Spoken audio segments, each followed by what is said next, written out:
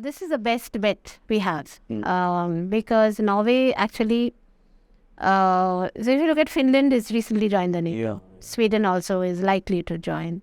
US and Russia, of course, they don't have so a very good relationship. So therefore, at this point, I think Norway is the best bet we have, knowing that they have very good historical alliances. Hello and welcome to the Gist on Strat News Global.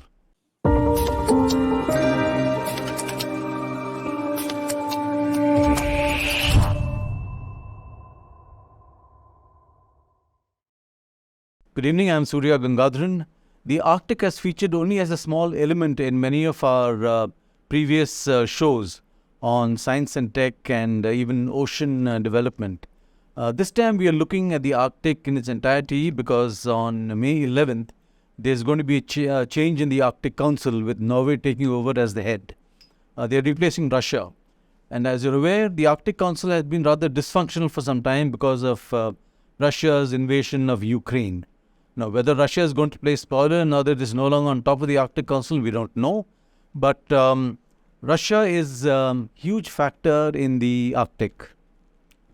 It's the dominant Arctic power with over 24,000 square kilometers. It has 53% of the Arctic coastline.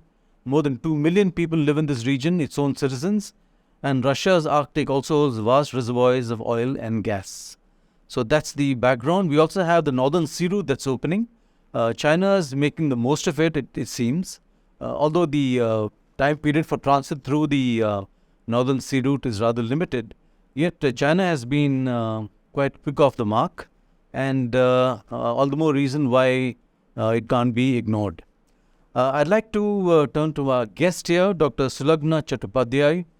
She heads an NGO, Science and Geopolitics of Himalaya, Arctic, Antarctic, SaGAA. Geopolitics says a lot, isn't it? It's all a lot about geopolitics. It's actually geopolitics and science. I mean, it's science-led geopolitics, really.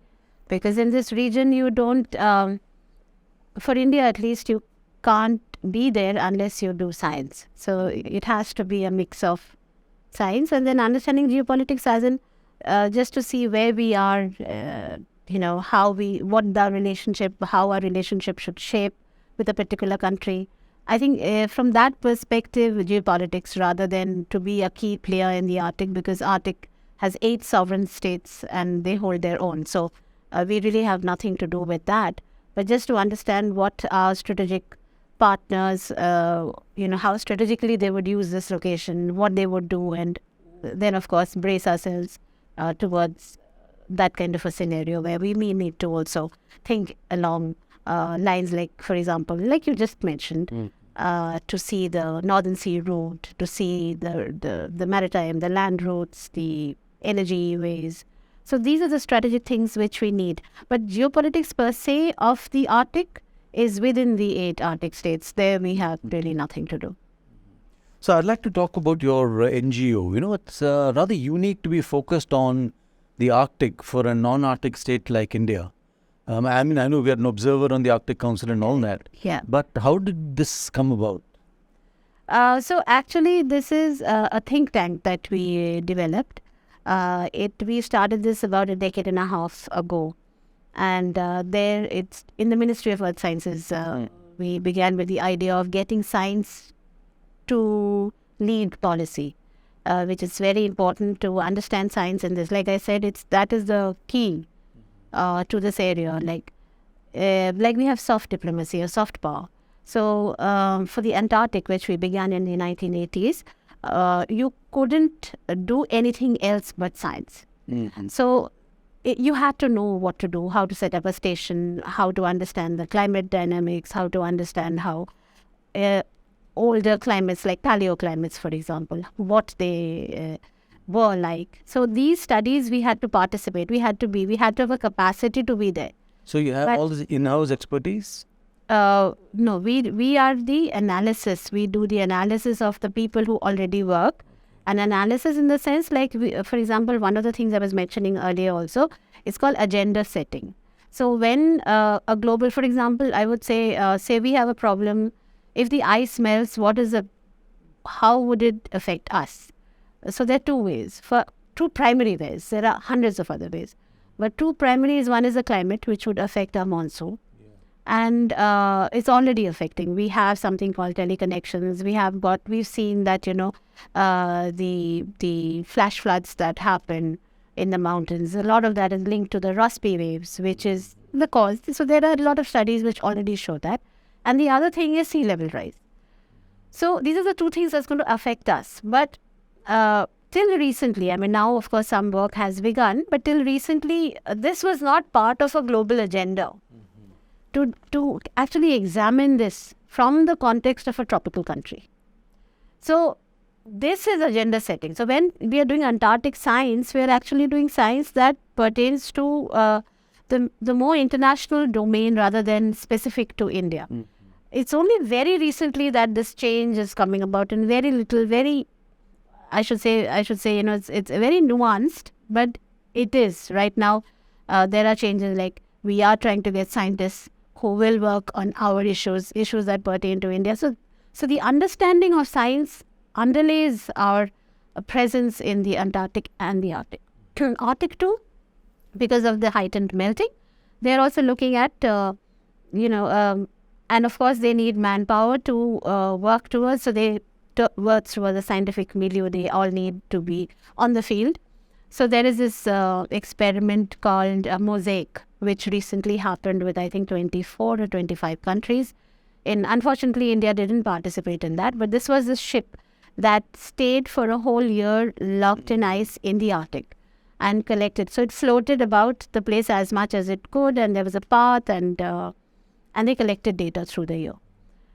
And so these are the places where we should collaborate, or we need to be there to be part of this entire knowledge commons. So if we are not part of a knowledge commons, then our studies don't have that, what in common people, the impact factor or, publication. But if you're not there, your names are not there, so then you haven't arrived in a sense.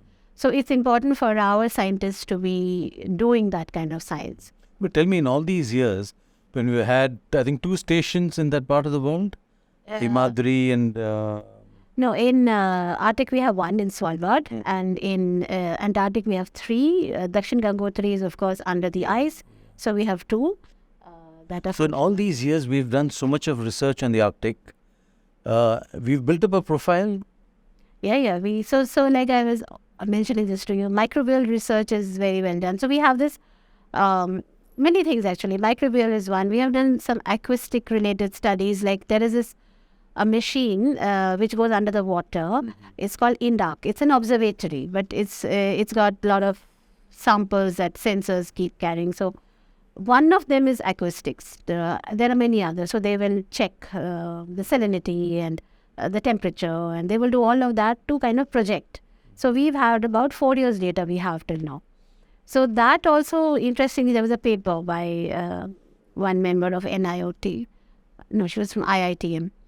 She presented this paper and she talked about, how you can, from the acoustics, make out that this is a passenger ship or this is another, like the kinds of marine vessels that kind of transit through that area, to the animals that actually, from the acoustics, from the sound waves of these animals. So you can actually work out their migration pattern, their seasonality, whether they are reducing, increasing, what is really happening. So that's one of the inputs we get from that observatory.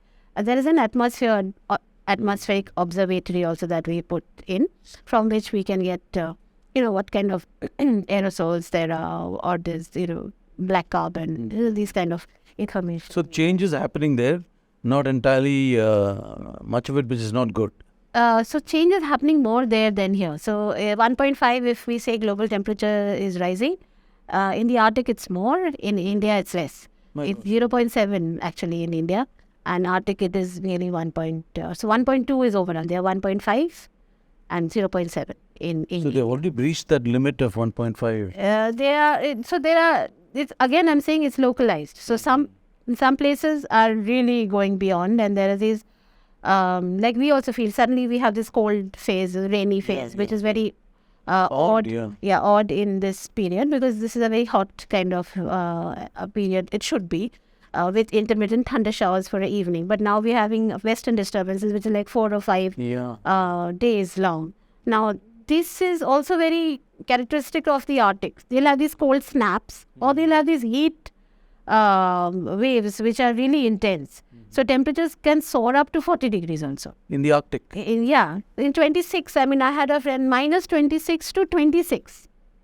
So, I mean, that kind of fluctuations, you can imagine what that can do to biodiversity or to the ice, or, how cracks can develop and how things are. These are huge. Some of these ice sheets are 4 kilometers in depth.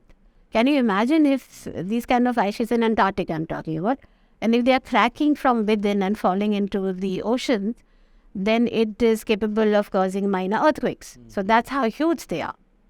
It's a Greenland ice sheet. Greenland has already mapped that when it actually carves, they call it ice carving, it can cause these minor earthquakes. So this is all science. So this all comes from science. So we have to know what's happening and how it is happening. If we do not, then it's like we are, like knowledge is, as you know, we are left behind. You're not part of this privy or this very exclusive little club. So, and given the all this controversy about Ukraine, Russia and all, do you believe Norway will be able to get the Arctic Council moving again on issues that matter, like what you just mentioned? I believe so. I mean, it's a very good question. A lot of people have been also thinking about this, and whether Norway would so-called deadlock. Because they're also in the NATO and all that stuff going on, But this is the best bet we have, because Norway actually, so if you look at Finland, is recently joined the NATO. Yeah. Sweden also is likely to join. US and Russia, of course, they don't have a very good relationship. So therefore, at this point, I think Norway is the best bet we have, knowing that they have very good historical alliances with Russia. So in fact, I have a few things, if I may just refer to that, then I can tell you that, for example,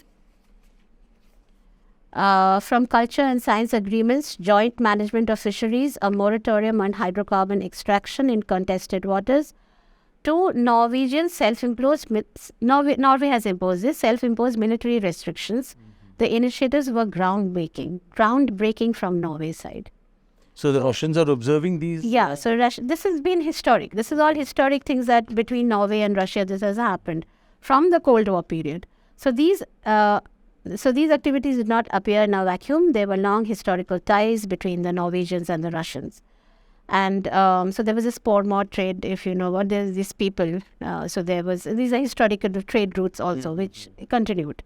And so in the current context, this neighborliness that Norway and Russia share, that is definitely going to work. But one keeps hearing reports about Russia militarizing parts of the Arctic. So there's something called cold response. If you have heard about it, this is NATO's exercise in the Arctic, where they involve all NATO countries to come every year and train. It's called cold response, right? So it is an exercise. Russia does it, Norway also does it, and they know that they each other do it. But that has been happening. At least I know about cold response from I think nearly 2 decades. So it's happening each year. So I don't think that would there's any additional militarization apart from the fact that they do have exercises in the Arctic, and even Russia has its own exercises. So despite this bad blood between Russia and the US and the West, is there some understanding that the Arctic is an area where they still need to keep some, preserve some element of common sense and, ensure that things are not go to a point where everything goes under? I would hope so. I would certainly hope that some sense prevails. But of course, you cannot predict. But as far as the Russian Arctic is concerned, they are facing a lot of issues. So I'll just, even the other Arctic areas, but Russian Arctic more so. So I'll just list out of 4 or 5 issues. So one is there's a resource rush, which you're aware about. Oil and gas. Yeah, oil and gas and rare earths. And so there is a resource rush for even iron ore. So there's a resource rush for things. Arctic isn't, it is opening up and it is melting and it is presenting an opportunity. You like it or not. Yeah. The other thing is that when you want to extract things, you need 2 things. One is land on which you build the infrastructure. The other is water from where you actually transport. Yeah. The easiest, the cheapest method of transporting goods to wherever you want to sell them. So land is also not An issue. land is a problem because there is permafrost and permafrost is melting So and it's it's becoming. Yeah, so the land is becoming all squishy and swampy. So you need specialized technology to even build on land. So land presents a problem. The sea is supposedly ice-free, but it is not. So there's so much variability. Like I said, minus 26 to plus 26. So the variability exists. So any amount of sea ice, any point of time means that your shipping is either you need icebreakers, so definitely you need icebreakers, or it slows down your, so the time is not constant that, it will reach in 22 days or it will reach in 28 days. It can take longer. So therefore, for Russia, these are issues. To So exploit if also. the north-south route, it's premature to talk about exploiting it. No, there is traffic now. So it is about 1.4 global traffic. It's very nominal. 1.4 global traffic is how much? Nothing really. And even if you project it, it is coming to around 4.7 or 4.8 in 2050. Okay. So that much global traffic the Northern Sea Route is supposed to carry. But it's not the volume. It is the what they are carrying and the strategy of that. So it is like to say that, okay, the Northern Sea Route is not going to be successful. There's a caveat. It is going to be strategically important. Because for countries like China, which call itself near Arctic, it is a route. For it to get, even if I'm saying that 1.5 months in a year, it is competitive to Malacca and Suez. Yeah, why not? Yeah. So even for that point of time, it is competitive for China to get that resource and stock it. Why not? So it is strategic for countries such as China. Even for us, why not? Vladivostok to Chennai. Even if I'm saying 1.5 in a month, in a year, it's competitive. It is navigable for about 5 months. In a year. In a year. So the Vladivostok route can work. If I am taking the sea route. There is also a land route that is proposed. And of course, I just mentioned to you that land route also has its share of troubles. But, that's also there. So, it is imperative. I mean, you can't stop it. One can say that we should look at renewables. One can say that let us go and exploit the hydrogen and all of the other newer fuels. But another 50 years, we will depend on oil and coal, and I don't think even US is relenting as far as oil and coal is concerned. Even Germany, for example, they've set up coal plants after the Ukraine. So it's this kind of uncertainty is not even, the variability is not in the weather. It's also in human, relationships with each country, human relationships with. So in 50 years from now, we may not have an Arctic which is anywhere near what we know it as. I would think not. As the weather prediction is concerned, it's definitely going to be very different. As far as infrastructure is concerned, it's definitely going to look very different. So it's going to feel different, look different, react different. So yes, in 15 years, Arctic will be not what we know it as. You're right. My God, no. Then what happens to all your weather studies and all the way do you go? So weather studies, this is why we need the weather studies, no? To tell us where we go. Because that is important as a warning. Scientists have developed these warning systems. So to tell us that, well, this is like, for example, El Nino. We have certain understanding of it now, although there is a lot of variability in that also. But there's a considerable understanding about El Nino. Similarly, we do not have on teleconnections. So that is a connection between Arctic weather and Indian subcontinent or the tropical weather. If we build on that understanding, we'll be able to perhaps predict flash floods. And maybe that, because for us, population, the kind of population we have, it would mean it is disastrous for us. Yeah. So we have to save our people. So for us, it's even more important to know. They have a population of about, you just, I think, read out about 2 million people. Russian, So the whole, and for us, I think, in the Himalayan region itself, we have about 4 million. 4 million. I think just the Himalayan region. If I'm not confused, it could be the indigenous tribes as well. But I think 16 million. I just have to check that figure. I'm not very sure about that figure. But our population is, as far as I know, Russian, more than 4 times over the Russian Arctic, which would be about 6 million. 6, 8 million. I'll have to check that figure. I'm not very sure. So what are we looking at the Arctic? Say, if you're saying in 50 years, is not going to be the same as what we are seeing right now. Is it too late to change anything, or? Okay, that's a difficult question. That's an unfair question. Unfair question. I mean, I can be a cynic and say that no, there's really no way. I mean, it's going to change. But no, there are certain, I'm hopeful about a certain things I can say. One of them is hydrogen. I just mentioned. Okay. So if hydrogen takes off in a big way, then maybe we still have hope. Say in the next 10 years, if hydrogen takes off. Yeah, because even India is experimenting with hydrogen now, and then countries like so places like Ladakh would become very important because you need. So how is green hydrogen produced? For example, I'll just go on. China has in the Tibetan plateau, it has laid huge arrays of solar. From that solar, you convert. There is methods and processes, machinery that converts into hydrogen fuel, which you have to liquefy in order for it to. So these all things are not done in a proper way yet. But maybe another 15 years or even less than that, we can find how to do it more efficiently and more cheap. Because right now it's expensive to do all this.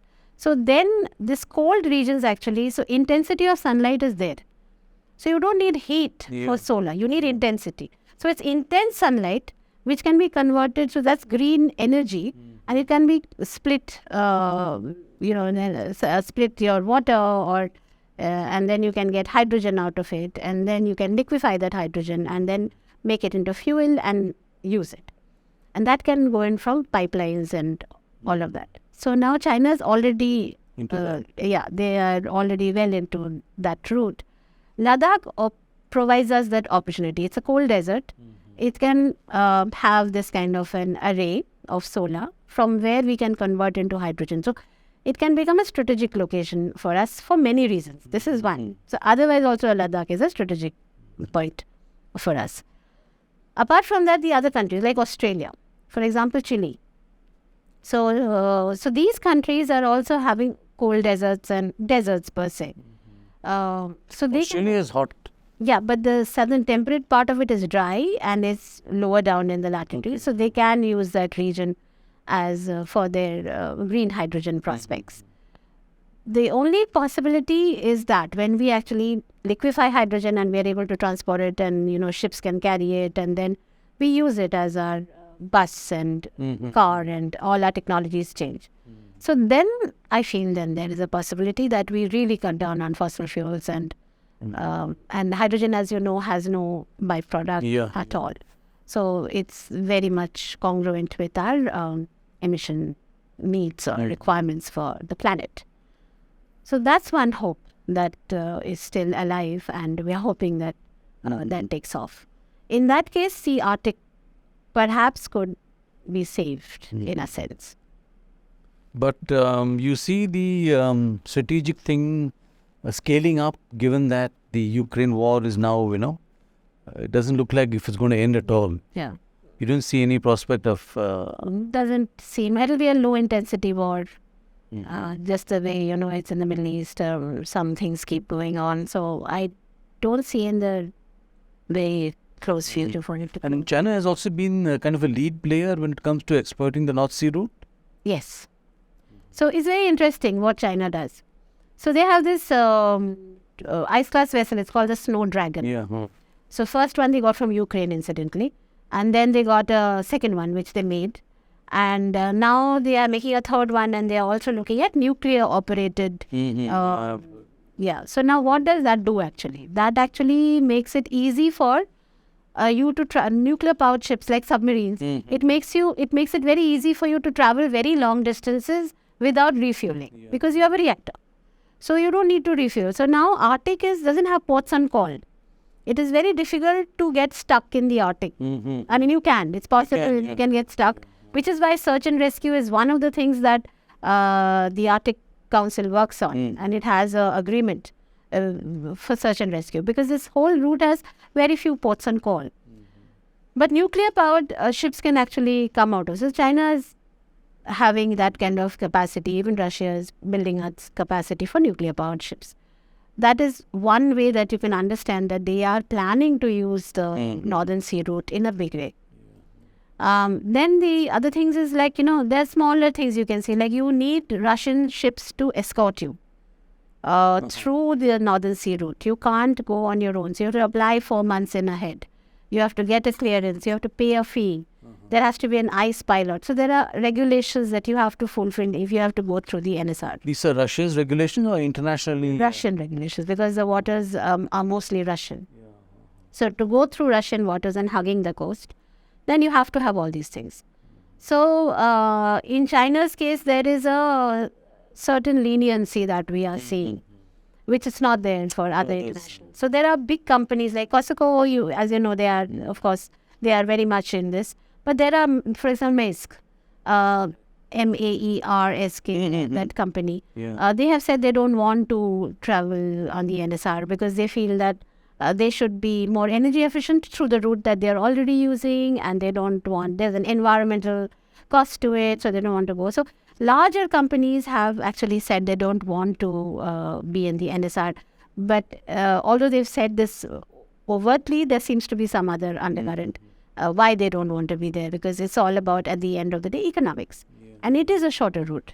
But then, because of all the other reasons, it becomes actually more expensive. So, last question. Yeah. Where are India's capabilities as far as the Arctic is concerned? We've been there for a long time. We've had stations there, trained scientists and all that. So, where are we today? Okay, so as far as India's capabilities are concerned, so we have this Arctic policy, if you might just have seen, it's called 6 pillars. The first, science, I already spoke about, that we are doing a lot of science. So there is a fair amount of understanding in that.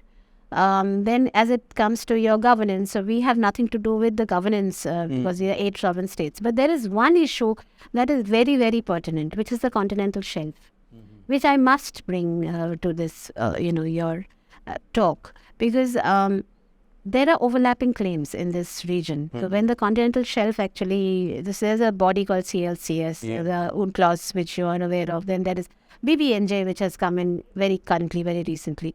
So these actually determine how the continental shelf, so each one of these, like Russia, for example, or Canada or US, they have laid their claims in the CLCS that this is our, and they've given reasons why they think that this should be ours. The continental shelf below the oceans. So the Arctic Ocean is claimed, a lot of people have claimed the Arctic Ocean.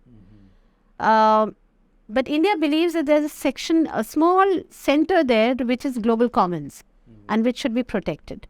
Now countries like India have to lobby for, because these 8 countries will be fighting with each other for their piece of cake, so-called. But countries like India could be part of this entire idea, where we could probably intervene and talk about the good of mankind or the global commons and ideate on that. So there our capability, the governance part comes in. Then we have a lot of other advantages. Like for example, we have an English speaking seafarers community. So we can train our this community. They are already powering the shipping sector. We can train them further as like ice binders or specialized crew that you need. and take it further. So there are many ways where we can actually augment the needs of the Arctic. The health is another sector. We have a very good digital health, IT-driven, machine learning, AI-driven kind of environment which can be created by our scientists, our people, which can be helping the Arctic communities because they are very far flung. Then space capabilities. You were just talking about space a little while ago. So space capabilities. We need to put in observatories in the Arctic, which are going to help us with space technologies. Again, augmenting our capacity for artificial intelligence, machine learning, and putting it all on the net. So these kind of capabilities India is very good with, and we can work with the Arctic states to further it. And people do listen. Of course. And especially now, I think the environment has really changed. And it is a time we see that a lot of people are interested to see what India has to offer.